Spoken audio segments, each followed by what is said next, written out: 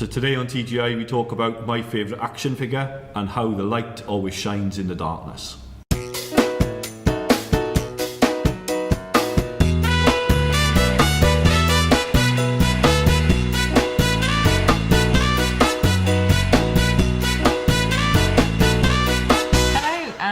Welcome to this week's TGI Mondays, and it's getting colder and darker. What do you mean? Short sleeves? You're well I don't like You're well hard. Are you from Newcastle? Underline? No. No, Newcastle underline. Anyway, but it does at least remind me to go out and find me conkers, and So to speak. It's a good job he didn't say that.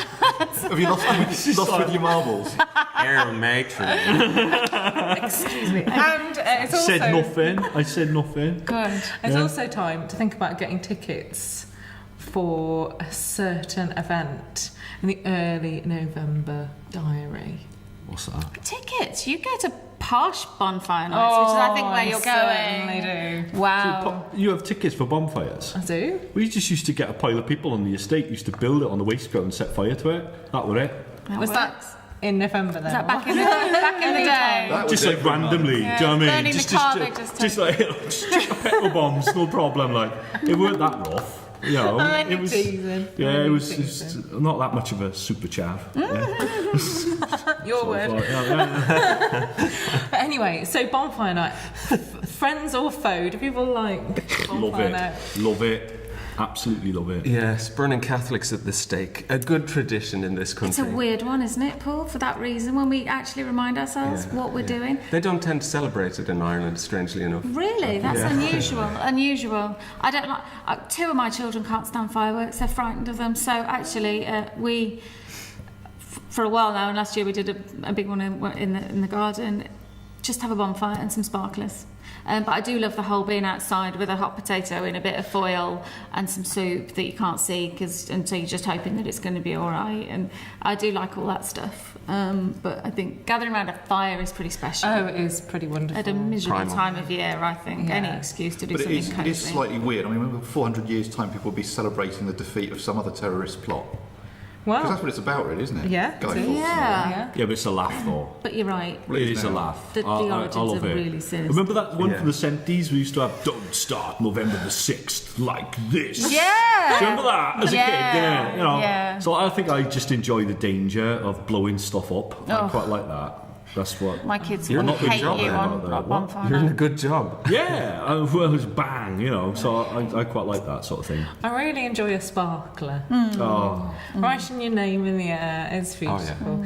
And fireworks, but of course they're like everywhere now, aren't they? When I was a kid, it seemed to be bonfire night, and now it's New Year's Eve and the end of the last night of the prom. Birthday parties. Birthday parties. any excuse. Any Yeah, excuse. Diwali. Scaring Yeah. dogs night. But it's particularly excellent for dogs, which is the other reason why we don't have fireworks in the garden, because we've got them dogs. But it is fabulous that something can pick out clearly in the dark. Something can make the dark so beautiful. Which links us into our question for today. Thank you very much, Ruth, on Facebook. You've asked us quite a challenging but lovely question. Why are there so many times in the Bible when the most profound things happen in darkness, and what can we learn from that? So, I think Ruth already knows the answer to this question. I think she's putting it out there because it's in her heart or her subconscious or something. I actually know Ruth. Hi Ruth. Ruth runs a B&B near Taizé. So if you look up Ruth Cook, B&B Taizé, you'll find her. And I've never been to Taizé, but everyone who has talks about this amazing stillness. And another thing they mention is the candles. So you've got this lovely kind of relaxing, ethereal, chanty music that people join in with, regardless of their language. And people always seem touched by visiting Taizé. So I don't know if it's about that little light in the darkness. It's primal. It's a bit like sitting around a bonfire. I think it touches something deep. Just a theory. Absolutely. There are lots of reasons to want light in the darkness. I mean, even just from a storytelling point of view, the reason that they're in the Bibles, that Ruth's referring to in the question, is that those are the things that we do talk about. I mean, generally the harder times are the ones that people remember. They're the ones where change happens. And I bought a prop with me that I always bring but never show. My tattoo is Hang on. it's real. It's coming Get off. It is not. I had this as a marker to end a particular period of real darkness and difficulty. And the reason I had a spirograph and the reason I wanted to have this was because a spirograph looks like a scribble and you're going round and round in circles until it's completely finished. Now, it's very easy to allow awful things to just leave you a bit bitter. And I find myself saying quite a lot, difficult times can make you bitter or better. And it's only quite often when we're at the end of our rope that we remember to call on God, because God's there just the same in the good and bad things. But those sort of things that we end up learning by persevering through really horrible things that we'd rather didn't happen, those are the times where we're sort of stretched and challenged and are changed. And so my spirograph was put to mark at the end of a season of change. And okay, I'm just going to make sure I don't forget the stuff that I learned in the really horrible times. Yeah. So hidden within the mathematically perfect spirograph that looks like a scribble till it's finished is a cross too, and a kind of moving cross, because I think God walks with us in all those things. But sometimes we just remember to go, oh yeah, you. Actually, that reminds me, it's worth mentioning not just the obvious physical light, because not all my friends are light dependent. Some of my friends are blind, visually impaired. Yeah. So talking about lights on and fireworks takes on a different meaning. But I guess when you talk about the non-obvious, such as the darkness and despair of death, and going back to your cross, the hope and the bright feelings of resurrection. I think it's in the Orthodox churches that whenever they showed the cross, right beside it, as a matter of principle, there's the resurrection. There's never a cross on its own. Yeah, precisely.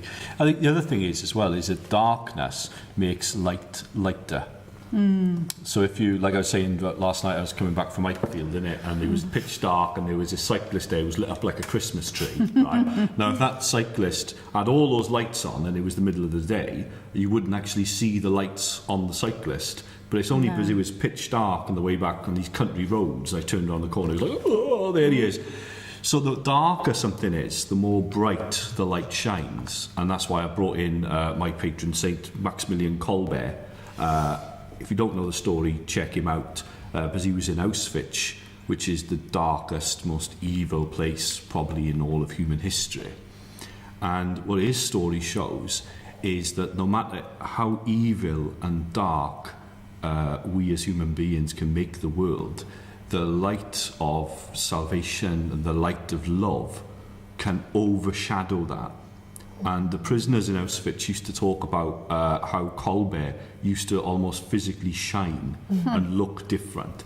And that spiritual light that we have within us, if we nurture our spiritual life, we will almost shine. And when you come across people like, and just finished, my prop, right, yeah, there we go. You go for it. Yeah, me prop, right, this is the Paschal candle, which I've robbed from this church.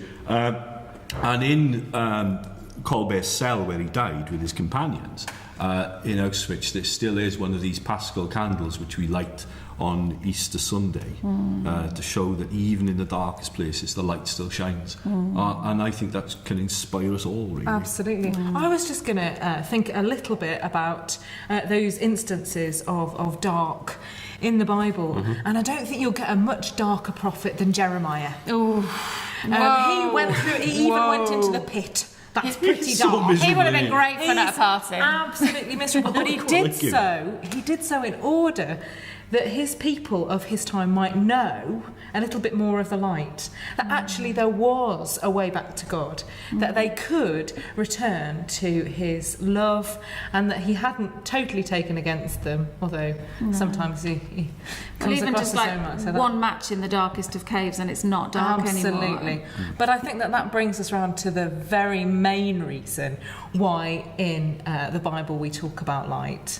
Because it is this huge analogy, this amazing picture, if we like, because we can all know the darkness and we can all experience how when you have light you can find things. If it's been dark and you've lost your pen, or if it's light you can find things, because Jesus is the light of the world and gives us an opportunity to see that there is hope, even when things are hardest. I am the light of the world. That's what it is, isn't it? Indeed. Thanks very much for watching. Remember to like, share, subscribe, and send us your questions. We love them, and we love you. I was going to say, that's cheeseworthy of even Simon. I think I finished it nicely then, didn't it? I did. There you go. Thank you. Lovely.